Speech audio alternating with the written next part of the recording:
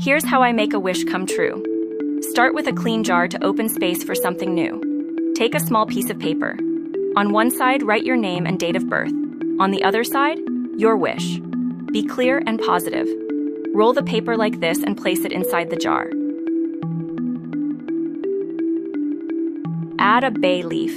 It's a powerful plant for manifestation and protection. Then, drop in 3 cloves for strength, clarity, and truth. Sprinkle a bit of cinnamon to speed up your results and add fire to your intention.